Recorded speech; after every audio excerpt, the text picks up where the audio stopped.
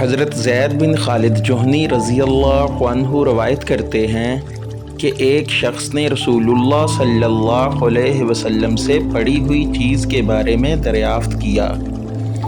آپ صلی اللہ علیہ وسلم نے فرمایا، اس کی بندھن پہچان لو، یا یہ فرمایا کہ اس کا برتن اور تھیلی پہچان لو۔ پھر 1 سال تک اس کی شناخت کا اعلان کرواؤ، پھر اگر اس کا مالک نہ ملے تو اس سے فائدہ اٹھاؤ، اور اگر اس کا مالک آ جائے تو اسے سونپ دو۔ اس نے کہا کہ اچھا، گمشدہ اونٹ کے بارے میں کیا حکم ہے؟ آپ صلی اللہ علیہ وسلم کو اس قدر غصہ آ گیا کہ رخسار مبارک سرخ ہو گئے۔ یا راوی نے یہ کہا کہ آپ صلی اللہ علیہ وسلم کا چہرہ سرخ ہو گیا۔ یہ سن کر آپ صلی اللہ علیہ وسلم نے فرمایا، تجھے اونٹ سے کیا واسطہ؟ اس کے ساتھ خود اس کی مشک اور اس کے پاؤں کے سم ہیں۔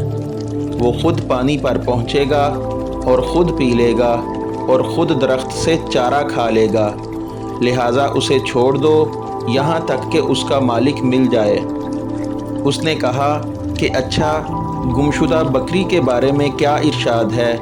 آپ صلی اللہ علیہ وسلم نے فرمایا، وہ تیری ہے یا تیرے بھائی کی، ورنہ وہ بھیڑیے کی غذا ہے۔